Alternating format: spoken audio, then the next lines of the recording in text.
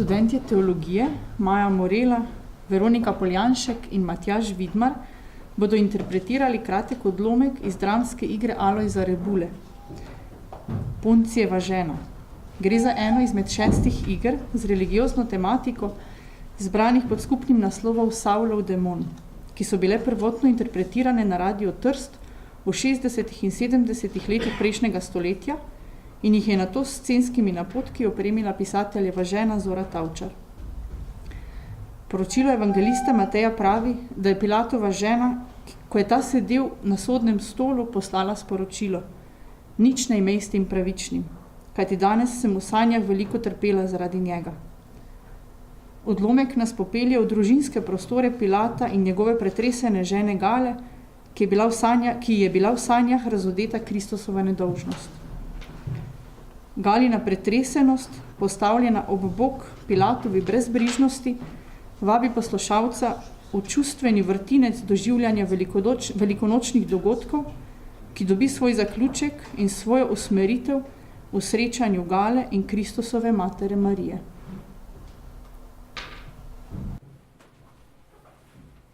Dober večer. Na svojemu možu bi pa lahko odzdravila. Dober večer.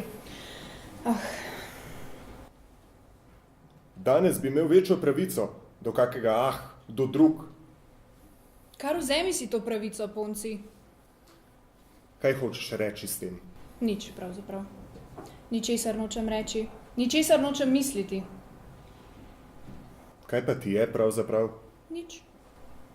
Ena sama misel. Pozabiti. Prespati vse. Poslušaj, Gala. Tega prekletega petka mi je dosti. Dosti mi je Judov in Jeruzalema. Dosti mi je te hudičeve vzhodnjaške drhali. Vsaj zvečer hočem mir. Razumeš? Kaj sem pa rekla? Ničesar nisi rekla. Rekla sem, da bi rada prespala, kar je bilo. Ničesar nisi rekla. Danes si res znala molčati. Danes si se res znala zagrniti v pravo matronsko diskretnost. Danes si res znala očuvati tisto vzdržnost, ki se spodobi ženi guvernerja rimske province. Povedala sem ti, kar sem ti po svoji vesti morala povedati. V najbolj ustreznem možnem trenutku, prav sredi uradne obravnave, sredi uradnega prostora, litostrata, obvalovanju tisočere množice, ki je upirala oči vame.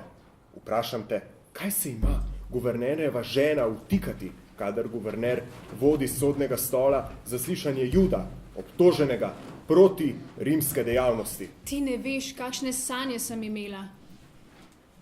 Če se ti je že sanjalo o tistem pustolovcu, bi bila ohranila tisto žensko sanjo zase, ali pa naj dopolnim določila rimskega prava s tvojimi pomladnimi sanjami. Niso bile samo sanje. To, kar me je prignalo na Litostratos, je bila mora. Mora, ki je v meni še zdaj. Pusti pri miru tega pravičnika. Morala si podrezati vame, ko da nisem imel vsega drugega čez glavo. Duhovniške in farizejske hinavščine in rjovenja drhali tam spodaj. Pusti pri miru tega pravičnika.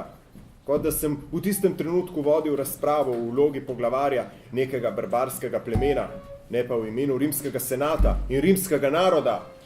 In vendar tistega pravičnika nisi pustil pri miru. Pustil si usiliti oddrhali zamenjavo s cestnim razbojnikom. Iz žlahtnega naročja rimske justice se je izvlekel Baraba. Umil si roke, to je, Ponci. No, povej, predstavnik rimskega jusa, si res poznal tistega človeka za krivega? Gala, ne izzivaj. Verjemi, truden sem. Tega dne sem se najedel do bruhanja. Odgovori vendar, si ga spoznal za krivega? Žensko o tem ne bom razpravljal. Ker je pravica abstrakcija, značilna za ženske možgane nesposobne, da bi to abstrakcijo prilagodili politični stvarnosti? Ker je pravica politika? Kdaj pa je bila pravica kaj drugega, kakor politika? Ampak, Ponci, sprva si tistega človeka vzel v zaščito. Branil si ga. Daj si popustil. Ko je drhal začela omenjati Tiberija, ko si zaslišal grožnjo, da te bodo zatožili cesarju, če ga ne obsodiš. Pravica v tem primeru ni bila niti politika. Pravica je bila kariera, oprosti. Sedaj pa te vprašam, sem bil po vesti dolžan tvegati sebe, da rešim nekega judovskega verskega blazneža? Zakaj ob klimi, ki vlada na Kapriju, ob senilni obsedenosti Tiberija, je kariera samo druga beseda za glavo? Ker že vlačiš na dan vest, ti bom odgovorila. Po svoji vesti si bil dolžan zaščititi nedolžnega človeka, pa če tudi te je imel Tiberij takoj za odpoklicati. Jaz pa te vprašam, je bil kdaj kakšen fanatik, ki se ne bi skliceval na vest? In kaj končno to je vest?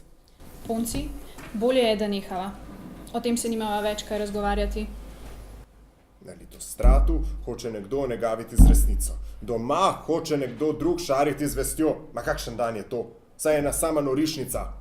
Gala, nehajva s tem. Zares.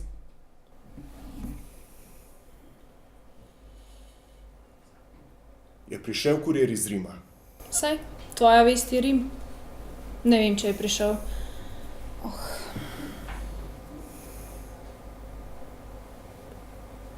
Kako se je potem končalo z ostalimi tremi? Kakor se je moralo končati, v skladu s predpisi.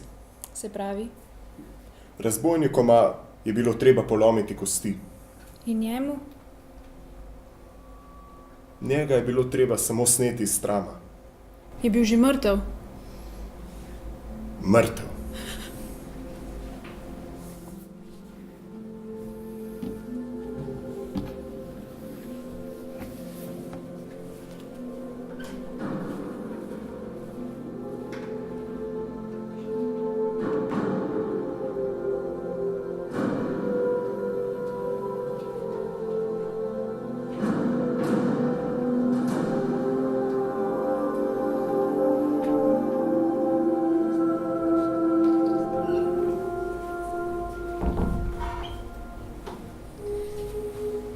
Želela bi mir v tej hiši, pa sem že na pragu začutila, da vstopam v mir.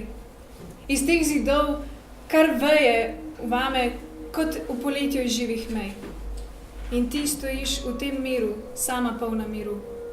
Kaj naj ti želim? Dober večer s teboj, dobra gospa. S teboj, materjo bolečin. Prešle so. In kar preide, ni nič.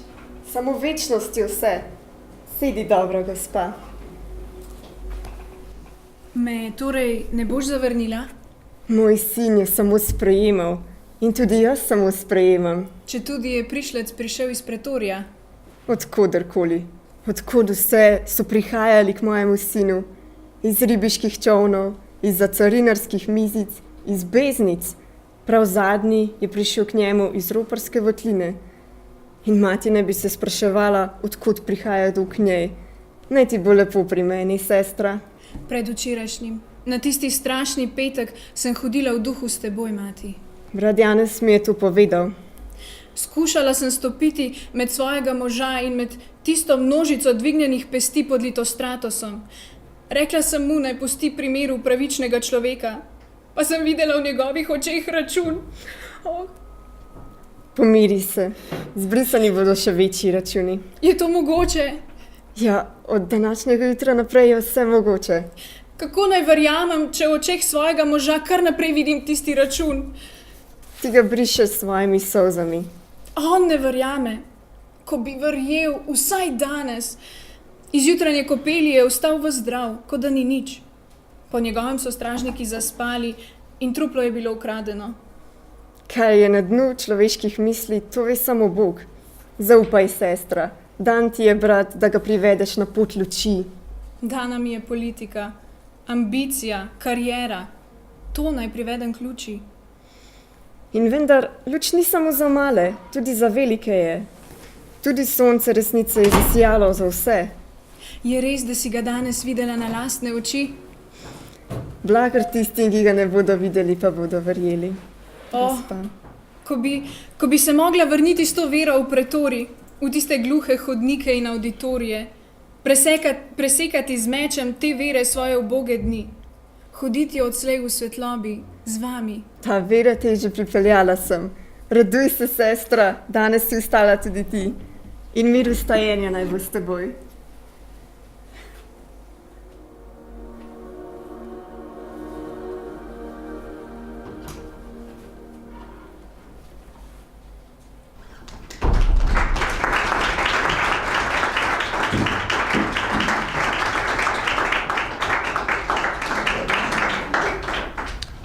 Asistentki Ceciliji in študentu in študentkam se prisrčno zahvalim za odlično, lepo uprizoritev po Alojzu Rebuli Pilatova žena. Tako, hvala in sedaj povabim našega dekana k besedi.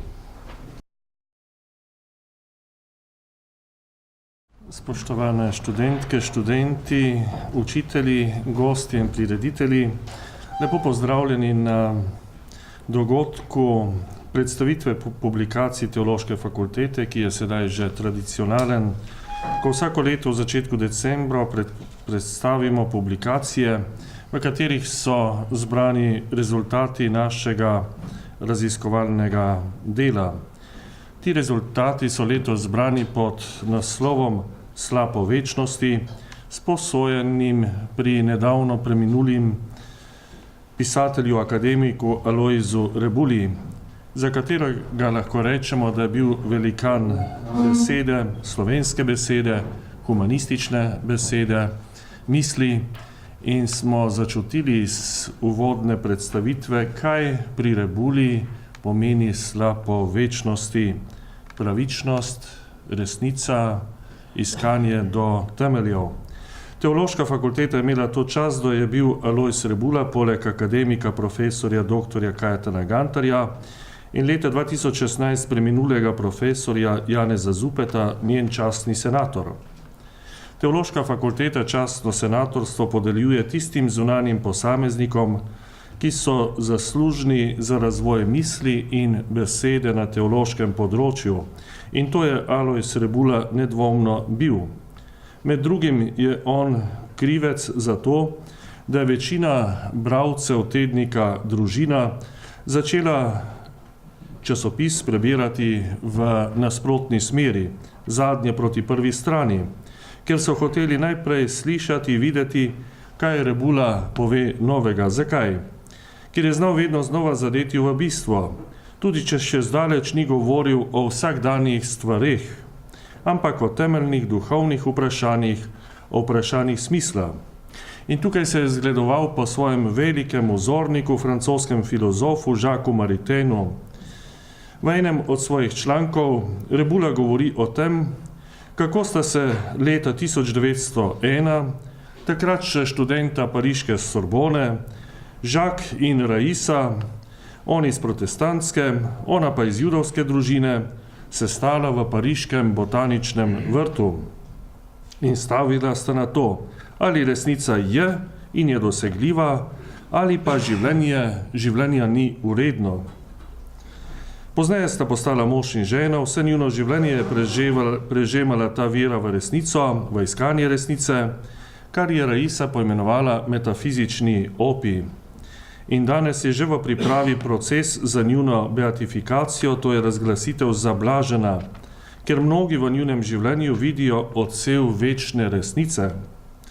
Takšno resnico je iskal tudi Alojz Rebula, da je odsevala iz njegovih del in člankov in v duha na Slovenskem je vnesel veliko Boga, to je tiste resnice, ki je obenem življenje in ljubezen.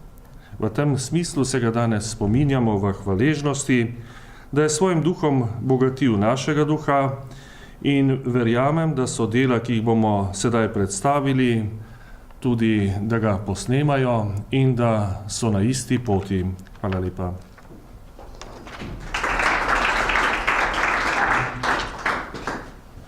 Gospodu dekanu se prisrčno zahvalim za pozdravne besede.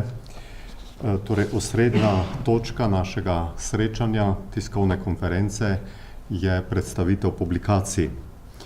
V prvo skupino sodijo publikacije, ki so išle v seriji Znanstvena knjižnica. Več del je išlo v tej seriji. Prvi dve deli bi naj predstavil avtor, profesor Kristjan Gostečnik, in jih bo v odsotnosti predstavil profesor Špelič. Prosim.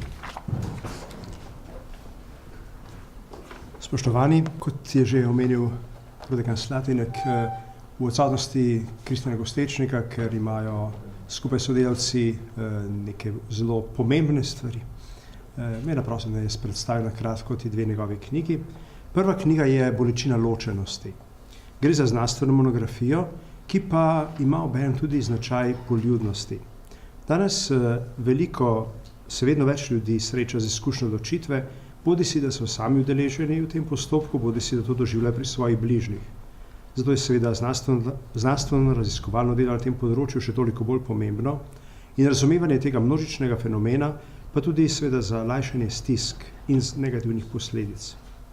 Avtor nam v pričujoči monografiji na celovit znanstven in strokoven način osvetli procese, ki se najpogosteje pojavljajo ob izkušnji ločitve. Z navajanjem sodobnih ugotovitev raziskovalcev najprej v prvem poglavju obravnava bolečino zavrženosti, ki nastane ob ločitvi, ter mnoge vidike te bolečine. V naslednjih poglavjih pa s pregledom najsodobnejših avtorjev tega področja osvetli procese, ki temu sledijo, kot na primer doživljanje abstinenčne krize, soočanje, regulacijo ponotranjene zavrženosti ter jeze in besa. Monografija pa seveda obravnava tudi proces okrevanja od take izkušnje. In pa poseben pomen ima proces ločitve tudi doživljanju otrok, ki so priča takemu procesu pri starših. Posebna odlika avtorja, ki jo poznamo že tudi iz prejšnjih njegovih del, je odličen opis posameznikovega notranjega doživljanja s konkretnimi praktičnimi primeri oziroma zgodbami, ki so ustavljene na koncu vseh pomembnih tematik. Avtor v njih na slikovit in jasen način v obliki primerov razjasni, konkretizira in aplicira teoretična izhodišča. Tako postanejo teoretične ugotovitve lažje razumljive, tako za strokovnega, kot tudi za laičnega bralca, ki mu je to delo namenjeno. Druga njegova knjiga pa je Psihoanaliza in sakralno izkustvo. Gre za znanstveno monografijo, ki se ukvarja z enim najpomembnejših vprašanj, ki že dolgo zaposluje področje psihoanalize in odnosa med psihoanalizo ter psihoterapijo, psihologijo na splošno, ter religijo oziroma vprašanjem sakralnosti. Pogled Sigmunda Freuda, ki je razumel religijo in posledično s tem odnos do Boga le kot nevrotični oziroma patološki fenomen, je pomembno zaznamoval odnos med psihologi ter psihoterapevti na eni strani ter teologi na drugi strani. Zaradi negativnih predpostav do religije v psihoanalizi je bila tako prizadejana škoda vsem področjem. Pričujoča monografija profesorja dr. Kristjana Gostečnika na celovit znanstven način osvetli ta odnos, ki omogoča konstruktiven, dopolnjujoč in obogaten odnos s sakralnim. Z tega vidika ima znanstvena monografija še posebno kvaliteto in vrednost, saj odnos med njima razume veliko bolj celovito in globoko ter pokaže predvsem kompatibilnost med psihoanalizo in religijo.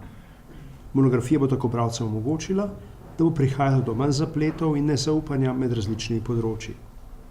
Samo delo je pomemben znanstven doprinos tako za slovensko, kot tudi za svetovno psihološko, psihoterapevtsko, pa tudi teološko in religiološko stroko, ter privlačno za vse, ki jih zanimajo znanstvene in strokovne obravnave odnosa med psihologijo, psihoanalizo, psihoterapijo na eni strani, ter religijo, vero, duhovnostjo in sakralnostjo na drugi strani.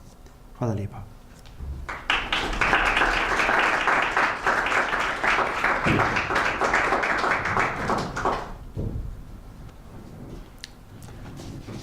Torej, profesor Špeliču se prisrčno zahvalim, da je vskočil. Nisem pričakoval, da boš imel tole predstavitev. Hvala lepa. Danes imam dvojno vlogo. Po eni strani malo povezujem, po drugi strani sem pa hkrati tudi avtor ene od knjižic, torej del, ki je išla v seriji Znanstvena knjižnica. Tako, če si jo boste potem tamle na kupčku hoteli ogledati bolj, vam jo pokažem.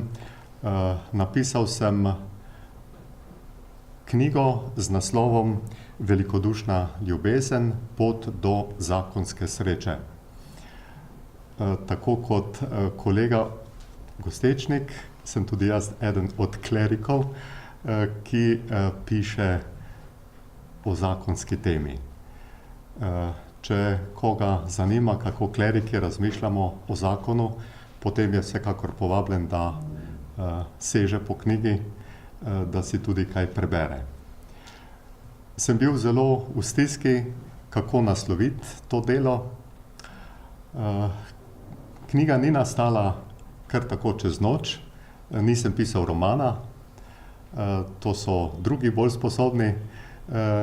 Sam sem se lotil tega zelo počasi, kakor da bi kamenčke zbiral. Zato je knjiga delo 5 let. Tako sem počasi razne sestavke večkrat pregledal, jih popravil in mi je tukaj najbolj koristila zelo starinska in zelo vredna knjiga Corpus Juris Canonis iz leta 1717.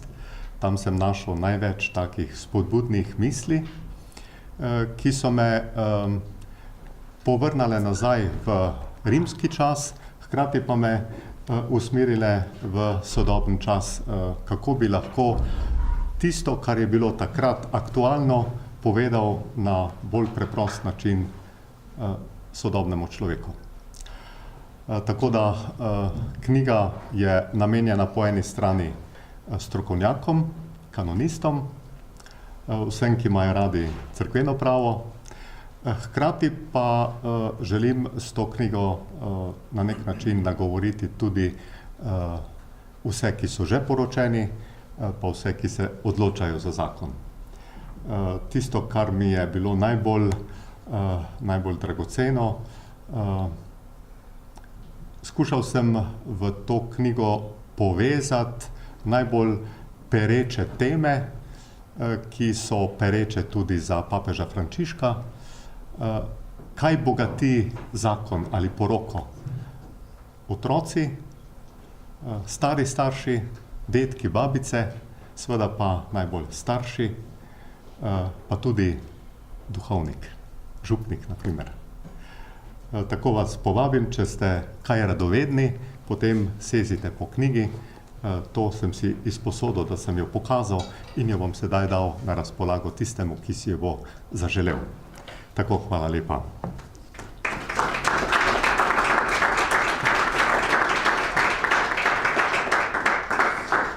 Tako, če nadaljujemo, potem povabim profesorja Jukanta, da nam predstavi svoje delo, ki ga je pripravil. Hvala lepa. Srčno pozdravljeni z moje strani.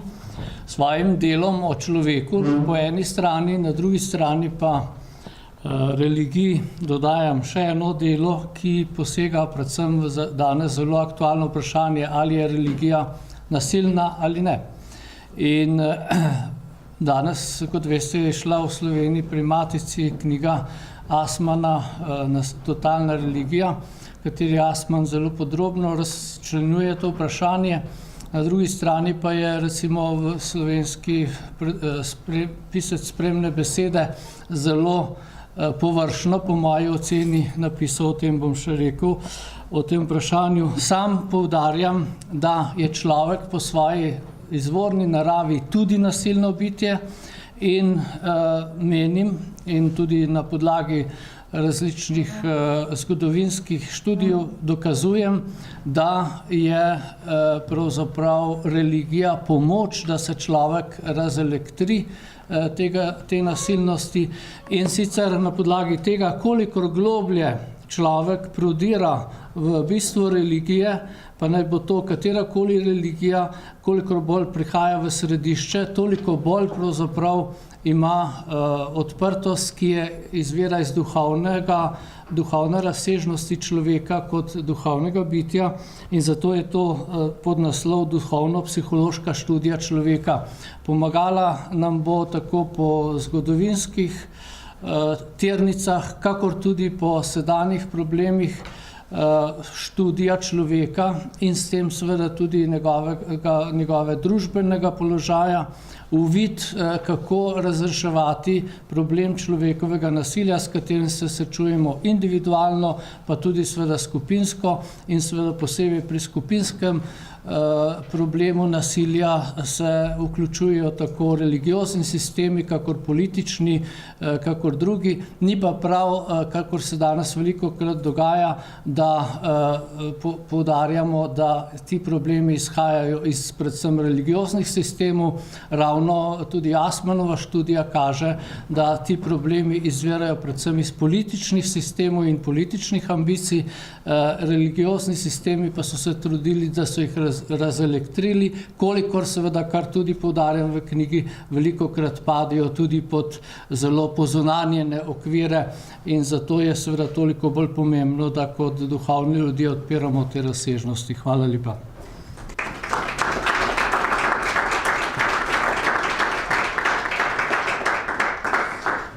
Tako, profesor Juhant, prisrčna hvala za predstavitev. Sedaj pa povabim naslednjega. Docent Trebežnik Luka nam bo predstavil svoje delo, ki je tudi išlo v seriji Znanstvena knjižnica. Prosim. Hvala. Lep pozdrav vsem. Tukaj predstavljam knjigo, katere avtor sem, naslovljena Med nihilizmom in mesianizmom. Posvečena je uglednemu sodobnemu filozofu Jacques Derridaju, avtorju, ki je tudi v slovenskem prostoru kar dobro znan, ampak predvsem z drugih vidikov. Pristop k njemu z področja filozofije religije, z religioloških vprašanj pa še ni bilo podrobneje opravljeno. K njemu se je pristopalo predvsem z psihoanalitskih, tudi jezikoslovnih vprašanj. In čeprav je mogoče danes ravno vprašanje njegove misli v povezavi z religijo najbolj plameče, recimo plameneče v svetu. Študija je nastala kot plod mojega doktorskega študija na tej fakulteti, pa tudi pozneje raziskovalnega dela tukaj v sklopu projekta. Zasnoval sem jo v 3 večjih delih. V prvem najprej predstavljam Derridajevo misel predvsem kot neko kritiko tradicionalnih miselnih sistemov, kar sam poimenuje logocentrizem, metafizika prisotnosti, nečesa, kar po njegovem zaustavlja vso to svobodo, igro, interpretacij. In sam pač tudi v tej luči nastopa kot kar silovit kritik religij. Tukaj predstavim predvsem njegovo odprtje vprašanja govora v religijskega govora, torej predvsem apofatičnega, ki ga sam vsaj v tem prvem oziru prepoznava kot še vsem preveč določnega mogoče. Kljub temu, da ga poznamo mi kot precej sofisticirano govorico, ki zavestjo o nedoločnosti svojega predmeta pa tako naprej. Potem v drugem segmentu knjige pa vseeno pridem k bolj nekim skupnim točkam njegove filozofije in religijskih diskurzov. Tukaj poudarim predvsem njegov odnos do časa, prihodnosti, do tudi apokaliptične govorice, ki jo privzame mestoma, pa do vprašanj odločitve, tudi verske odločitve, vprašanj med vero in razumom, ki jih odpira. V tem oziru tudi vzamem avtorja, torej Derridaja, v bran pred nekimi precej razširjenimi očitki relativizma, nihilizma, ki so pač nažalost plod površnih bran oziroma nebran.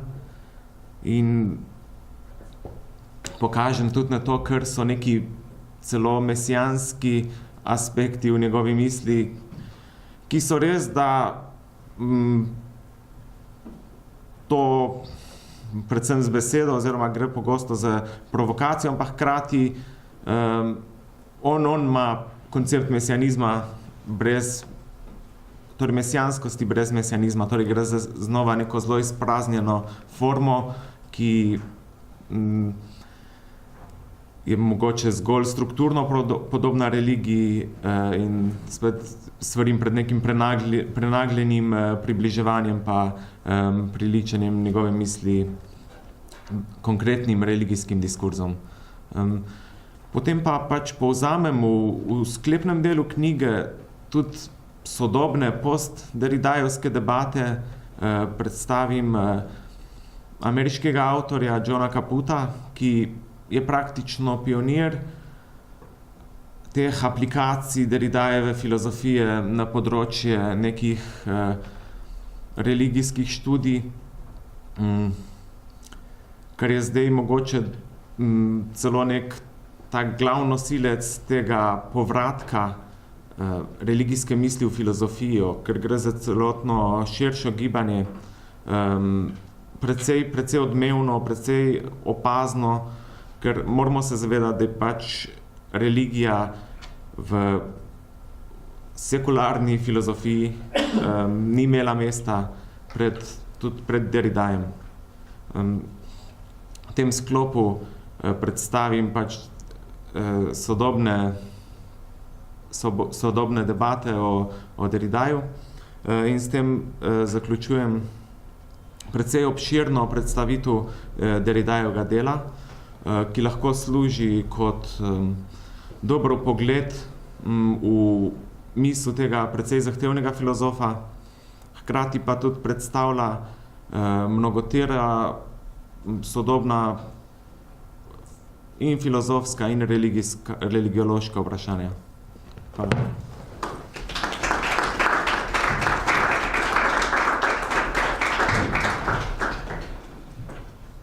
Torej, prisrčna hvala avtorju Luki Trbežniku za lepo predstavljeno delo.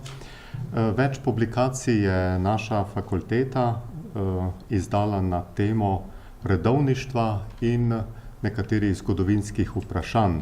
O tem so pisali naši profesori zgodovine, pa lepo povabim kolega zgodovinarja dr. Miha Šimaca, da nam bo nekaj več del predstavil. Hvala lepa za te uvodne besede. Res je, zgodovinska katedra za zgodovino cerkve in patrologijo je letos bila kar precej zastopana. Ena prvih stvari seveda je vsakoletno objavljanje akte Ekleziastike Slovenije ob 40. obletnici delovanja inštituta, zgodovinskega inštituta za zgodovino cerkve, ki deluje na Teološki fakulteti, je bila tokratna številka posvečena kapucinom in njihovi arhitekturi na Slovenskem.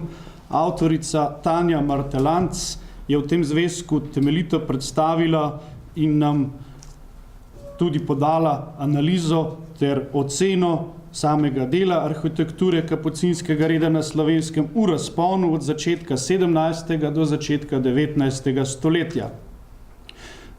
Uvodoma je predstavljena zgodovina kapucinskega reda, orisan prihod v slovenske dežele v času rekatolizacije, posebej je izpostavljen odnos dobrotnikov do tega reda, kronanih glav kot preprostega kmečkega ljudstva. Na podlagi opredelitve arhitekture drugih ubožnih redov je avtorica natančneje analizirala arhitekturo kapucinskega reda, arhitekture drugih ubožnih redov in izpostavi področja, ki so svojo redovno arhitekturo vplivala na kapucinsko arhitekturo na Slovenskem.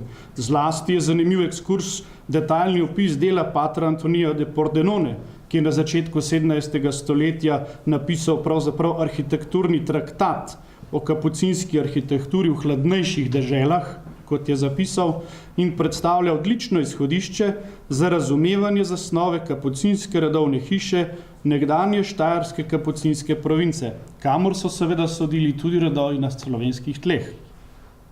V delu so zajeti vsi kapucinski samostani, ki so nastali v okviru nekdanje Štajerske in delno tudi beneške kapucinske province, podrobno pa predstavljeni le tisti, ki so bili zgrajeni v okviru državnih meja Slovenije, med njimi nekdanji ljubljanski, celjski, nekdanja mariborska in tujski, svetokriški, krški, kranjski in novomeški, ter seveda še vedno delujoči škofjeloški kapucinski samostan. Poleg izčrpnega besedila, ki bolje osvetljuje zgodovino gradnje in zasnovo kapucinskih samostanov ter njihovo opremo, pa je na podlagi ohranjenih slikovnih virov, terenskega ogleda ter morebitnih arhivskih zapisov delu pridano še bogato slikovno gradivo. Raziskava je osredotočena na čas od ustanovitve prvega samostana do razpustitve nekaterih samostanskih hiš. Kapucinska arhitektura na Slovenskem je tako s pričujočim delom v okviru umetnostno-zgodovinske stroke prvič celostno predstavljena in valorizirana. Delo samo je posvečeno ob tej priložnosti tudi jubilantu, profesorju doktorju Metodu Benediku, najboljšemu poznavalcu zgodovine kapucinskega reda na Slovenskem in hkrati tudi dolgoletnemu učitelju, profesorju na naši teološki fakulteti ter uredniku Akte ekleziastike Slovenije. Drugo delo, ki tudi nadaljuje pravzaprav poslanstvo redovniki, zbirka Redovniki na Slovenskem, 6. številka, je šla izpod peresa doktorja Bogdana Kolarja in nosi naslov Redovniki in redovnice na Slovenskem s podnaslovom Oris zgodovine redovništva na Slovenskem v 50 slikah. V samem 6. zvezku je avtor predstavil, namenil predvsem temelj vsega predstavitve zgodovinskemu pregledu pomembne sestavine cerkvenega življenja na Slovenskem, to je redovnih skupnosti. Temelj predstavlja seveda kronološki okvir, od začetkov v antiki do prenovitvenih prizadevanj v samostojni državi Sloveniji. Samo delo predstavljene so skupnosti, ki imajo svoje začetke, tudi takšne, ki imajo svoje začetke v Sloveniji. Nekaj več pozornosti je v knjigi namenjene delu, ki so ga redovniki in redovnice upravili na področju izobraževanja, socialnih in zdravstvenih ustanov, pri misijonskem delu in med slovenskimi rojaki po svetu. Besedilu je dodan seznam izbrane literature, ki bo vsakemu raziskovalcu lahko v pomoč pri nadaljnjem delu, kronološki pregled naseljevanja redovnih skupnosti na slovenska tla podaja in pa treba je morda še izpostaviti, da je zvezek sam izšel skupaj, sta izdala skupaj tako Inštitut za zgodovino cerkve kot založba Salve. Še tretje delo, danes od odsotnosti dr. Matjaža Ambrožiča mi je pripadla še ta naloga, da predstavim znanstveno knjižico številka 64, v katerem je predstavljen Janez Evangelist Krek 100 let pozneje. Kako se je dr. Krek zapišal v naš skupni spomin, kaj nam ima povedati danes in s čim lahko osvetli in nagovori svoje rojake. Na vse ta vprašanja so odgovore iskali 15 avtorjev, ki je v znanstveni monografiji prispevalo svoje prispevke in z različnih vidikov osvetljevalo delo, misli in življenjsko pot dr. Janeza Evangelista Kreka. Želja je, da bi prispevki objavljeni v tej znanstveni monografiji ponovno podano v tej zgodovinskem trenutku ponovno osvetlili, kakor tudi prikazali aktualnost njegovih misli, njegovih idej, ki bi jih lahko tudi danes in v prihodnje uporabili v življenju našega naroda. In pa še četrta, v sklopu teh je pa skromna predstavitev knjižice pod naslovom Pod cesarskim orlom Šentrupert na Dolenjskem v času Prve svetovne vojne, katere avtor sem sam. Nastala je pravzaprav ob raziskovanju, zbiranju podatkov. Gospod Jože Anderlič je podal pobudo, da se postavi ob letošnjem jubileju konca Prve svetovne vojne spominsko ploščo padlim Šentruperčanom, ki je v Šentrupertu na Dolenjskem doslej ni bilo. In sad tega prizadevanja, iskanja podatkov je tudi ta knjižica, ki opisuje življenje, življenjsko pot in utrip v času vojne, pa tudi nekatere usode vojakov, ki so se bojevali na različnih bojiščih ne samo v cesarskih uniformah, pač pa tudi v ameriških in nekateri žal tik pred koncem vojne, recimo 8. novembra, preminuli. Takšna kratka zgodovina, mikrokozmos, predstavljen na nekaj straneh. To je le kratek izbor knjig, pri katerih so sodelovali člani naše katedre. Jih je še kar nekaj na seznamu, vendar so rekli, tole bo za danes dovolj. Hvala lepa. Prisrčna hvala za lepo predstavljene publikacije. Tako smo zaključili prvo skupino, sedaj pa še nekaj besed o znanstvenih publikacijah, to so naše revije. Tako lepo povabim najprej glavnega in odgovornega urednika revije Bogoslovni vestnik, profesorja Petkovška, da nam bo predstavil to revijo, pa morda še omenil dve deli naših nekdanjih profesorjev, ki sta išli pri drugih založbah, pa potem še bomo slišali nekaj besed o reviji Edinost in dialog. Glavni urednik je profesor Maksimilijan Matjaž. V njegovi odsotnosti nam bo nekaj besed spregovoril docent Samo Skralovnik. Lepo prosim. Revija Bogoslovni vestnik je med najstarejšimi humanističnimi revijami na Slovenskem, izhaja od leta 1921. Predhodnico pa je imela predtem že v reviji Voditelj v bogoslovnih vedah, ki je izhajala v Mariboru od leta 1898 do 1916, torej bo Bogoslovni vestnik drugo leto obhajal, pravzaprav čez 2 leti, obhajal 100-letnico izhajanja. Namenjen je najprej objavam učiteljev teološke fakultete. Med avtorji iz preteklosti najdemo velika imena, kot so Ušeničnik, Grivec, Grafenauer, Janžekovič, Trstenjak ali Strle.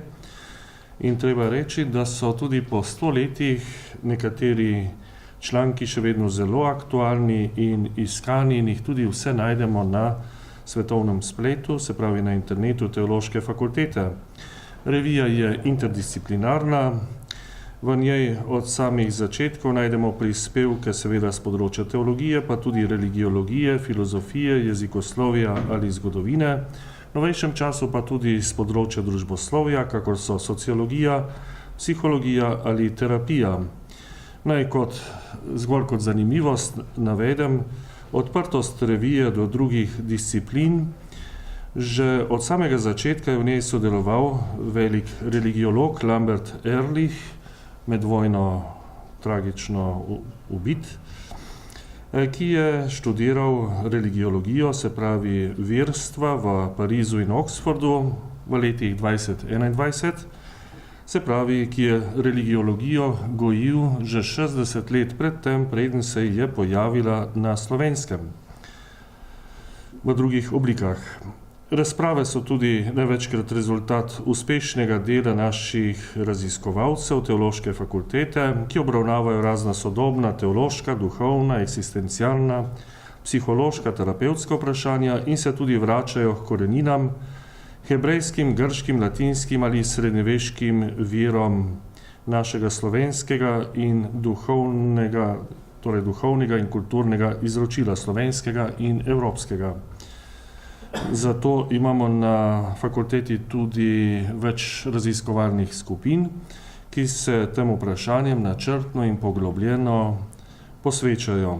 Revija je dialoška, stoji na presečišču raznih kultur, verstev, veroizpovedi in je torej odprta za avtorje, ki prihajajo tudi iz sosednjih držav, iz drugih verstev ali veroizpovedi. Deluje torej ekumensko in goji medverski dialog. Letošnje številke pa so posebej posvečene 3 tematskim sklopom, in sicer prvi sklop z naslovom Etične implikacije enega Boga išče in raziskuje, kako vera v naš prostor in čas prinaša tudi etično držo. Drugi sklop raziskuje svetopismo in sicer pomen svetega pisma v besedi in življenju cerkve, torej vpliv svetega pisma na našo kulturo in vero. In tretji sklop z naslovom Ekleziologija, ekumenizem in zgodovina ob 140 obletnici rojstva Franca Grivca in 10 obletnici smrti Franca Perka. Posvečen je torej ta sklop dvema velikima imenoma učiteljev z naše fakultete, prvemu znanstveniku, tudi drugemu znanstveniku, poznanem pa tudi po svojem javnem udejstvovanju, nadškofu Perku. Revija je nenazadnje mednarodna, tako po jezikih objav in po sodelavcih, je pa njena vodilna skrb velja izbornemu slovenskemu jeziku in oblikovanju humanistične terminologije. Kljub temu, da je večina objav v slovenskem jeziku, je v mednarodnih bazah revija dosegla visoko uvrstitev, kar pomeni, da je tudi mednarodno prepoznavna.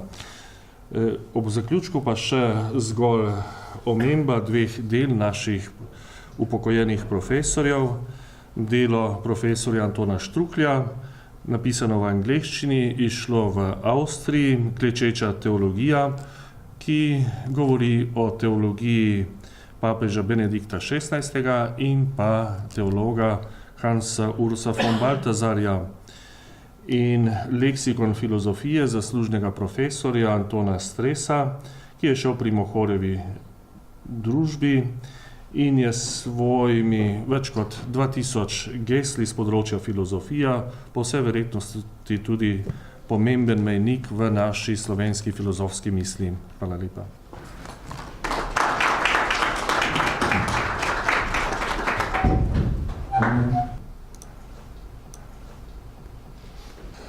Lepo pozdravljeni. Kot je bilo že napovedano, v odsotnosti odgovornega in glavnega urednika, izrednega profesorja Maksimiljana Matjaža, nadomeščam njegovo vlogo kot pomočnik urednika in bom nekaj besed namenil predstavitvi mlajšega brata predhodno predstavljenega bogoslovnega vestnika. To je Edinost in dialog z podnaslovom Revija za ekumensko teologijo in medreligijski dialog.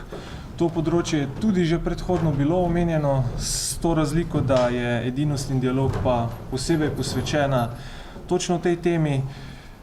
Tudi njeno mesto izdajanja, če tako rečemo, je Maribor, ki je tudi znan po svoji teološki, ekumenski in dialoški misli. Spada pod Univerzo v Ljubljano, seveda pod Znanstveni inštitut Stanka Janežiča, ki ima precej dolgo ime, zato bom prebral dogmatično osnovno in ekumensko teologijo ter religiologijo in dialog teološke fakultete z recenzijo, kar pomeni, da objavlja znanstvene prispevke iz različnih jezikov, objavljala je že od francoščine, hrvaščine, nemščine, angleščine. Stopa tudi že pravzaprav po tej znanstveni poti že kar dolgo časa, sicer pod imenom in podobo Edinost in dialog od leta 2013, ima pa dolgo tradicijo, ki sega, kot vidite, vse do leta 1927, ko izide njena prva, a pa njena predhodnica, list Kraljestvo Božje, tako da tudi mi sicer nimamo 100-letne tradicije, ampak smo tudi na to, lahko rečemo, precej ponosni. Objavljamo večinoma pregledne in izvirne znanstvene prispevke in misli z področja ekumenizma in medverskega dialoga z, jasno, poudarkom na 3 monoteizmih, krščanstvo, islamo in judovstvo. Kljub relativno kratki poti te nove podobe in imena Edinosti in dialoga, od 2013 do danes, lahko na nek način govorimo o relativno strmi poti navkreber. Namreč revija se je v zadnjih letih uspela uvrstiti nekatere vidnejše baze. Ravno pred kratkim smo podpisovali pogodbene papirje za bazo Scopus, kar z drugimi besedami morda bolj domačem jeziku pomeni, da pač objave tudi že predhodno sicer štejejo tudi za habilitacije.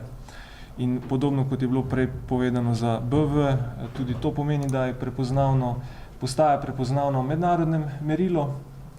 Potem predhodno je bila že uvrščena v Erich Plus, pa še pred tem v RTA, pa Atla, pa pa Slovensko digitalno knjižnico Slovenije. Smo pa tudi v neprestanem iskanju in sondiranju še večje prepoznavnosti revije, kar pomeni, da iščemo še kakšne druge baze in vire za indeksiranje same revije. Letošnja posebna številka, mimogrede vsako leto izdajamo dvojno številko, eno dvojno številko, kar pa se zdaj kmalu utegne spremeniti, se pravi, da bo se verjetno frekvenca povečala, ravno zaradi prej omenjenih baz, in to pomeni, da smo tudi na nek način bolj zanimivi za avtorje. Letosno številko pa bomo posvetili jubileju Teološke fakultete enote v Mariboru, ki praznuje svoj zlati jubilej, to je 50. obletnico. In kot predhodno omenjeno, ker je Maribor sedež ekumenske misli, to gre v ta kontekst, saj bomo s to številko pravzaprav odstirali ne le delo avtorjev zaslužnih velikih imen, institucij, ki so povezane z samo enoto in delovanjem Teološke fakultete, pač pa bomo poskušali ta pogled ne le v preteklost usmerjati v smislu nekega zgodovinskega pregleda, ampak naj bi bil ta pogled preteklost zgolj humus, da lahko razmišljamo o prihodnosti, in tako bomo pravzaprav nekako polovico ali pa tretjino številke posvetili razmisleku o prihodnosti, o mestu teologije, dialoga, ekumenizma danes v našem slovenskem in širšem prostoru. Sama številka še ni natisnjena, da bi jo lahko vam fizično pokazal, bo pa v kratkem, zato zdaj samo tako, recimo, če rečem, kazalo zgolj nekaterih avtorjev, ne bom zdaj vsemi, ki so tukaj prispevali, bom samo prebral, ker nimam dovolj časa, da vam bi zdaj za vsakega posebej razlagal.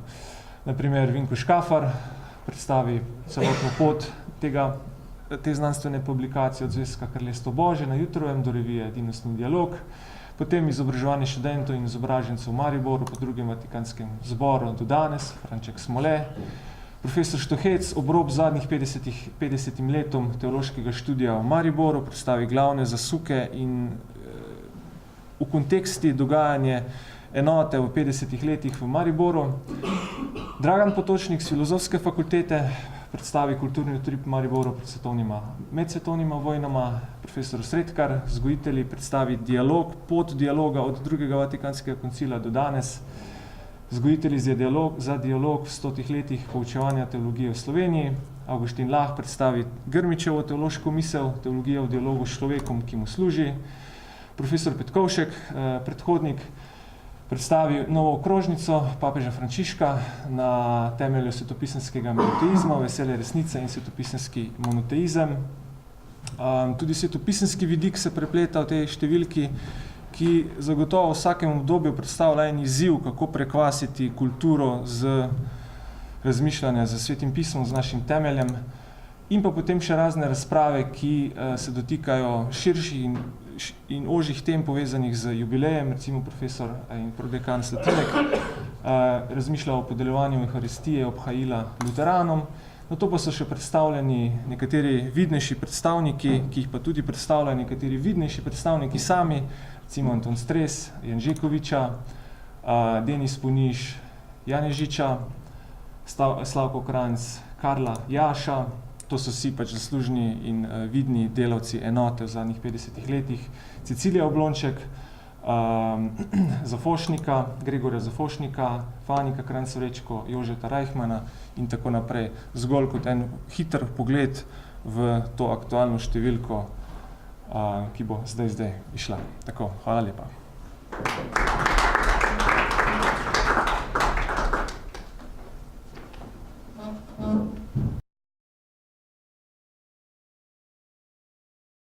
Prisrčna hvala najprej gospodu dekanu, potem docentu Skralovniku za predstavitev naših znanstvenih publikacij, revij.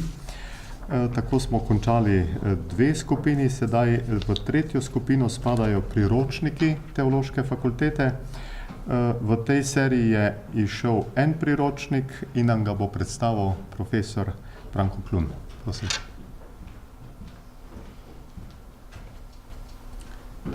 Hvala za besedo.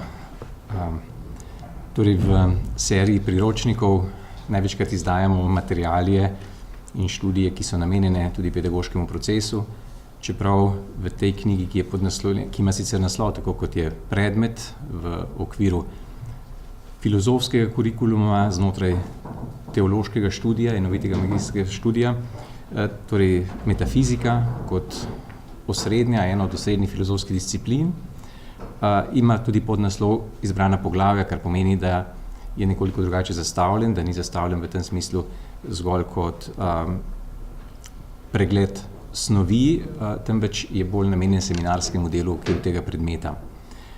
Sam predmet metafizika ima zelo dolgo tradicijo, še zlasti ga poznamo tudi po drugimi imeni, recimo obča metafizika se tudi imenuje ontologija in je predstavljala srčiko pravzaprav filozofske tradicije, ker se sprašuje, bi lahko rekli, po tistih najbolj temeljnih in celovitih vprašanjih.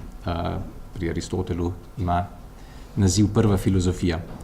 Je pa seveda v zgodovini to ime in tudi nenazadnje tudi ta disciplina doživljala zelo pestro zgodovino in jaz sem, tudi danes smo pravzaprav v času, ki ga nekateri imenujejo preseganje metafizike ali smo v času kritike metafizike in v marsičem je prišla dejansko metafizika pod udar, po drugi strani pa ne moremo reči, da so vprašanja, ki jih je vedno obravnavala, postala kaj manj aktualna.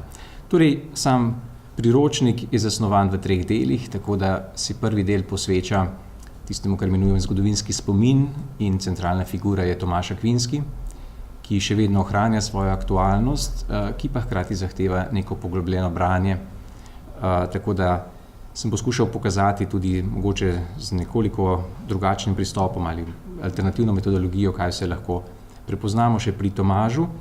Hkrati pa sem tudi že nakazal, kaj se zgodi potem pri prehodu, zlasti skozi renesančno scholastiko, skozi Suareza.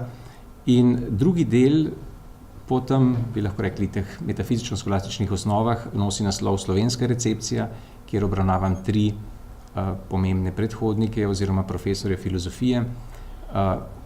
Frana Kovačiča, ki je tako rekoč prvi napisal učbenik obče metafizike ali ontologije, potem Ušeničnika in potem še Janžekoviča. Pri tem pokažem, kako so bili vsi vpeti v takratni neoscholastični način sprejemanja scholastične misli, se pravi tudi kaj so bile izrazite tendence neotomizma, v čem so bili tudi težave, zakaj je ta misel mogoče izgubila tisto svojo živost in prepričljivost. Tretji del pa se sprašuje po možnostih metafizike danes, zlasti v dialogu s fenomenologijo. Kot sem že rekel, čeprav v sodobnosti metafizika velikokrat doživlja raznolike kritike, včasih tudi nekatere upravičene, po drugi strani pa ne gre zanikati, da njena vprašanja ostajajo in lahko bi rekli, da je tisto gonilo metafizike prav to, kar je tudi v naslovu naše predstavitve Slap o večnosti, lahko bi rekli desiderium eternitatis, želja po nečem, kar je trdno, presežno. In lahko vidimo drugačne znanilce, ki naznanjajo pravzaprav drugačno zasledovanje tega hrepenenja, zlasti dajem v ospredje Levinasa in Mariona kot 2 možnosti metafizike po klasični metafiziki. Hvala za pozornost.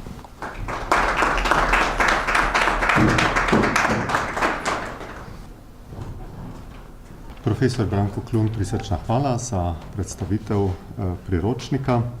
Tako smo tudi 3. skupino izčrpali. Je pa nekaj naših publikacij išlo tudi v tujini.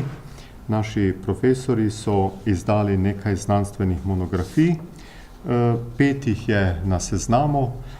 Sedaj sta tukaj navzoča 2 urednika. Najprej povabim profesorja Žalca, potem pa še docenta Strahovnika, da nam predstavita 3 dela.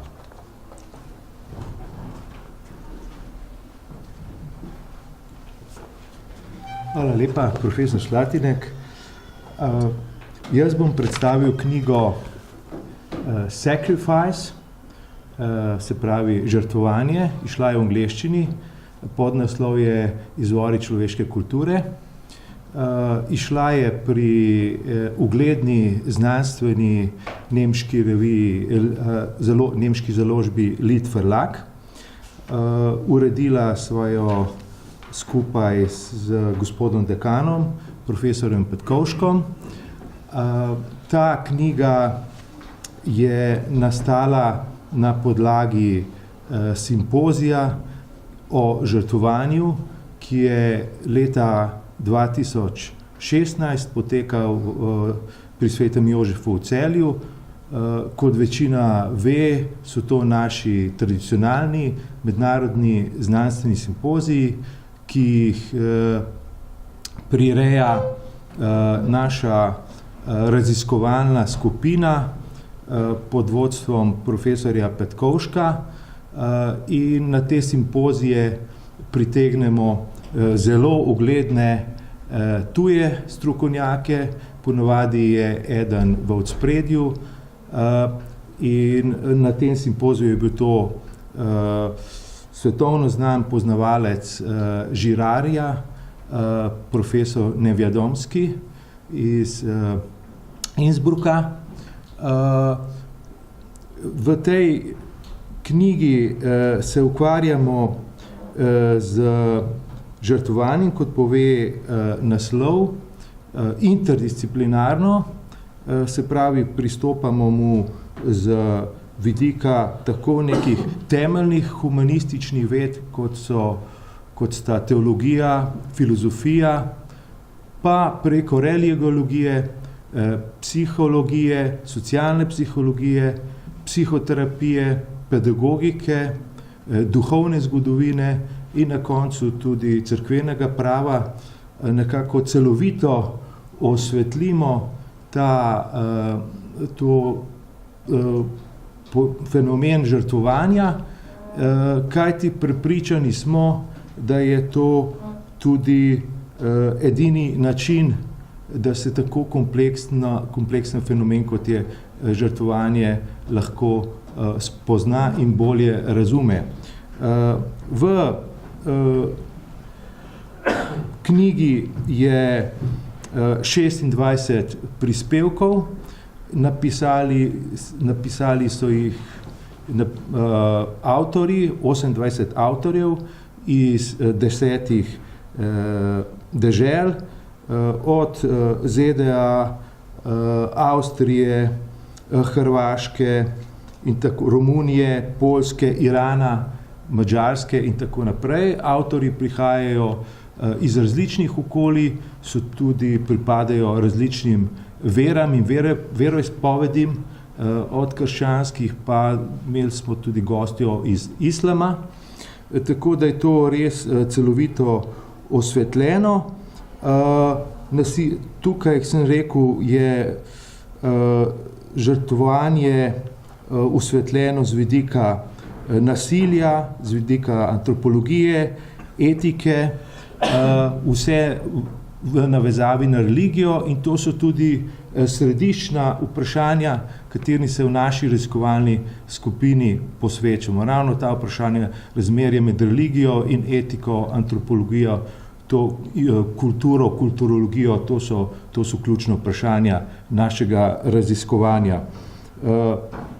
Tako da mislim, da knjiga ponuja bralcu marsikaj svežega in da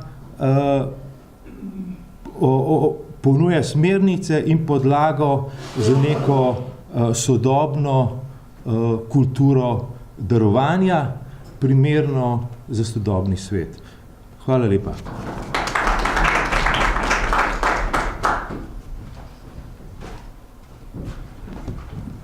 Tako, lepo pozdravljeni še z moje strani. Danes predstavljam dve knjigi. Prva je monografija o moralni teoriji, in sicer ob tej priliki iz letošnjega leta njen prevod v hrvaški jezik, je pa išla v začetku leta 2017 v slovenskem jeziku. V tej moji monografiji sistematično predstavim razvoj moralne teorije v 20. stoletju in zapolnjuje eno pomembno vrzel v slovenskem prostoru, kajti takšne predstavitve celovitega pregleda teh najsplošnejših vprašanj, ki si jih zastavljamo o naravi moralnosti, do sedaj nismo imeli. Gre pa za vprašanja, kot so na primer, ali obstajajo od nas neodvisne moralne vrednote in moralna dejstva, kako razumeti moralne sodbe, kako upravičiti naša moralna prepričanja, vprašalne moralne motivacije. Lotevam se jih pa v bistvu sistematično in zgodovinsko. Namreč v knjigi predstavim 11 različnih pogledov na naravo moralnosti, kakor so si ti sledili skozi 20. stoletje in jih privedem pravzaprav do sodobnih razprav, ki se odvijajo v tem trenutku. Druga pa je knjiga, žalost izvoda nija s sabo, ampak lahko pokažem tako v elektronski obliki naslovnica, je pa knjiga, ki so jo uredila skupaj s kolegom profesorjem Markom Novakom z Evropske pravne fakultete. Naslov pa je Sodobna pravna argumentacija, vprašanje legalizma. Gre za zbornik 10 prispevkov, in sicer 2 avtorja sta iz Kanade, 2 iz Italije, 2 iz Finske, 2 iz Slovenije, 2 iz Hrvaške, tako lepo smo se podvojili. Prispevki se pa ukvarjajo z vprašanjem, v kakšni meri lahko pravni legalizem ali pa pravni formalizem, se pravi pravno sklepanje, ki sledi zgolj strogi interpretaciji moralnih pravil, še smiselno razumemo kot eno izmed oblik sodobne moralne argumentacije. Prispevki pa segajo tako od bolj splošnih, ki se lotevajo vprašanja interpretacije pravnih pravil in načel na splošno, kot tudi bolj posebnih, ki obravnavajo posamezne avtorje z področja pravne argumentacije. Išla je pa, to sem še pozabil povedati, ta knjiga je šla pri založbi Cambridge Scholars Publishing, medtem ko je pa tale moj prevod knjige o moralni teoriji išel v Zagrebu pri založbi Lara. Hvala.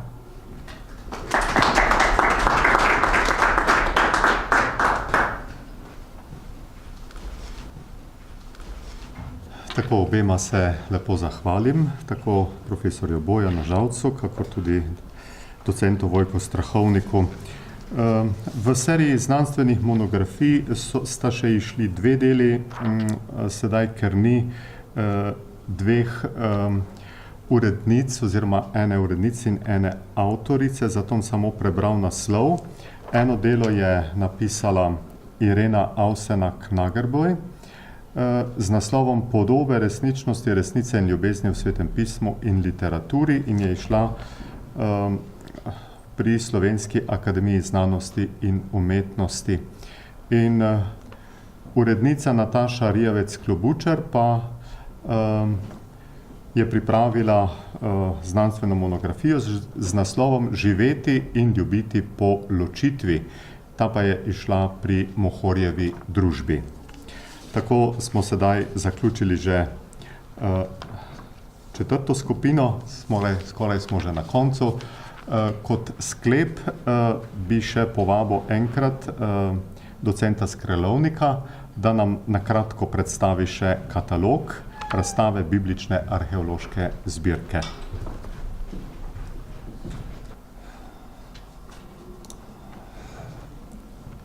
Še enkrat lepo pozdravljeni v mojem imenu.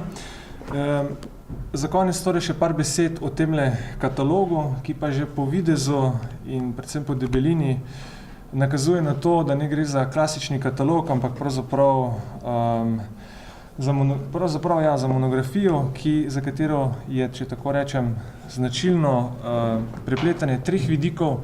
In sicer združili smo moči tukaj in biblicisti, se pravi teologi, in zgodovinari in arheologi, vse z namenom, da bi ta razstava, ki prihaja tokrat v tem trenutku v sinagogi Maribor, torej v Mariboru, ob jubileju 50. obletnice enote v Maribor, da bi se pravi to razstavo lahko čim bolj smelo približali sodobnemu bralcu. Namreč ideja tega kataloga in razstave je, da bi morda na nek nov, drugačen način približali biblično kulturo ljudem, ki morda pač ta frontalni način Svetega pisma, cerkve, morda ni najbolj blizu, morda pa bi jih zanimal kak stari zgodovinski artefakt, ki jih hrani teološka knjižnica v Mariboru in na nek način imamo kaj pokazati.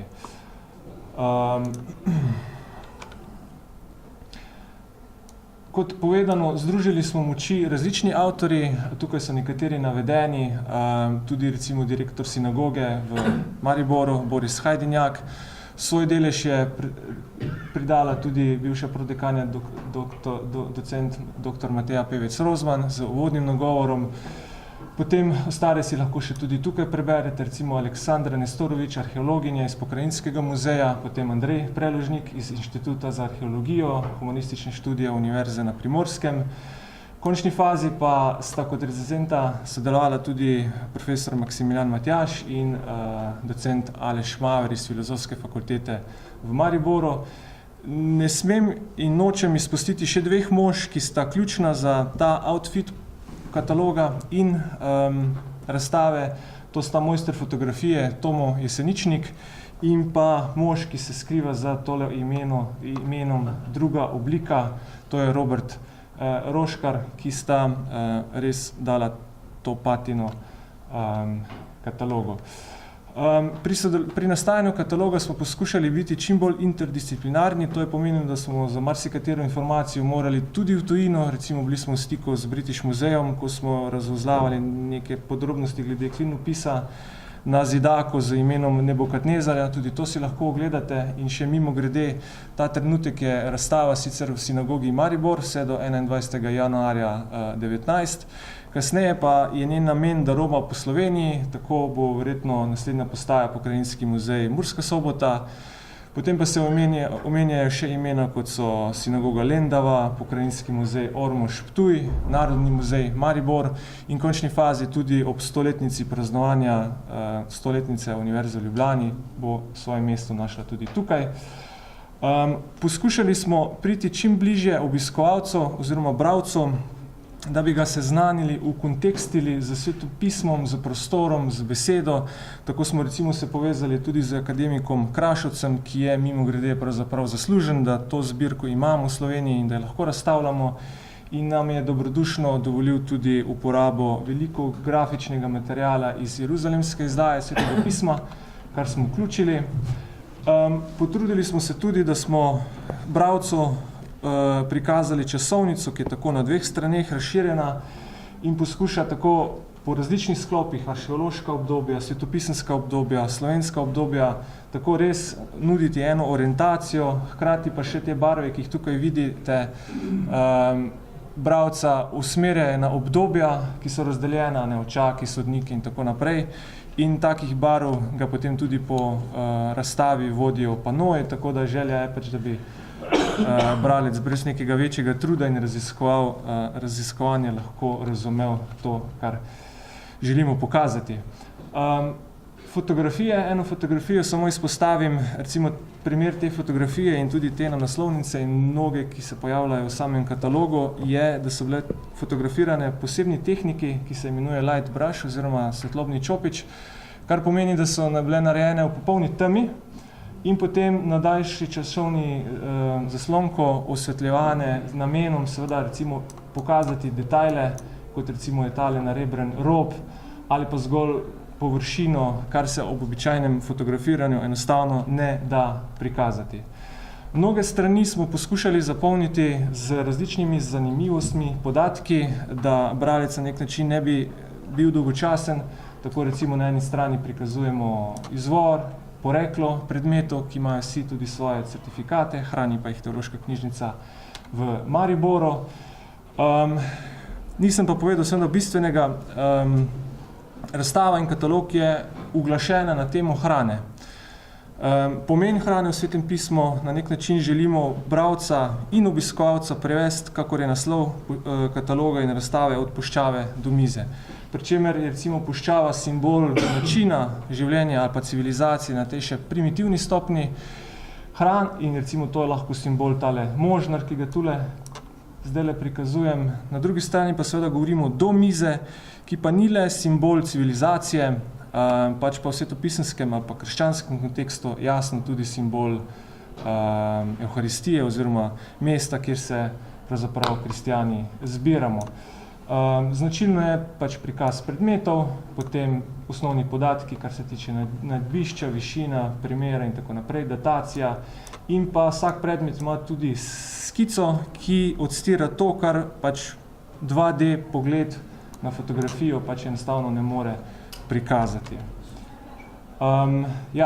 Ker je tema hrana, poskušamo te temeljne pojme, kot so voda, olje, kruh in tako naprej, tudi razložiti in čim bolj nazorno prikazati bralcu. Recimo tukaj se pomudimo ob mani. Vsi vemo, kaj je mana, tudi Svetopismo v tem nekaj piše in omenja, da je podobno bdelju in korianderu in tako poskušamo to prikazati na nek način poljuden, na nek način pa tudi prepričljiv način in moram reči, da smo kar nekaj časa in truda vložili v to, da smo tudi primeren grafični material poiskali. Vsako obdobje je seveda tudi prepleteno z svetopisenskim odlomkom, ker v končni fazi govorimo o pomenu hrane v Svetem pismu, tako potem vedno sledi tudi odlomek, kjer se to dogaja, da lahko še beremo o tem istem dogajanju. No, to je še en prikaz recimo nekega klasičnega predmeta iz obdobja Očakov. Še en primer. No, recimo tukaj poskušamo nekaj o gostoljubju in prikaz načina življenja puščavskega tipa življenja Abrahama, recimo, pa njegovega krožnika, če se tako izrazimo. Potem recimo tukaj le poskušamo prikazati pomen, izvor soli in kvasa, pomen Svetem pismu in recimo tudi s temi fotografijami, ki prikazujejo obalo Mrtvega morja, nakazovati in tudi razložiti, recimo, da je bil glavni vir soli v Izraelu in še danes Mrtvo morje. V samo zbirko in katalog najdejo svoje mesto tudi pečatniki. Tukaj je prikazan z vrhne strani pečatnik, pa na levi strani pa njegov odtis.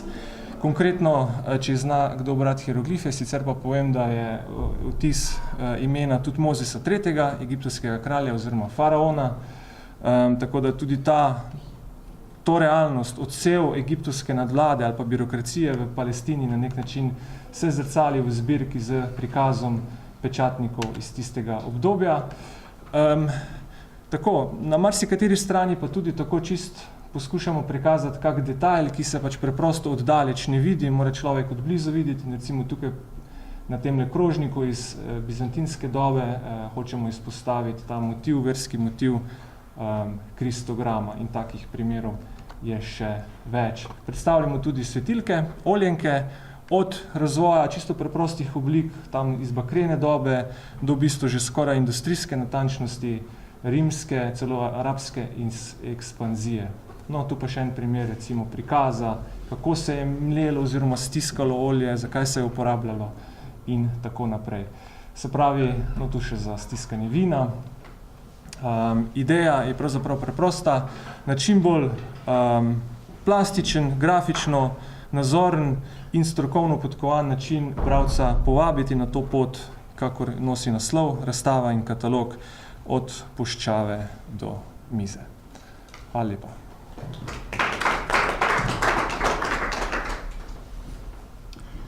Tako, docentu Skralovniku se prisrčno zahvalim za tole lepo predstavitev. Tako smo prispeli do konca. Vsem lepa hvala za potrpljenje, za dobro voljo, da ste bili z nami, še posebej vsem predstavnikom televizijske in novinarske hiše. Za vas so pripravljeni tukaj izvodi naših publikacij, lahko jih vzamete, bomo pa zelo veseli, če boste kakšno misel objavili, da bodo še tudi drugi lahko segli po naših knjigah. Hvala lepa, se veselim srečanja prihodnje leto tudi z vami.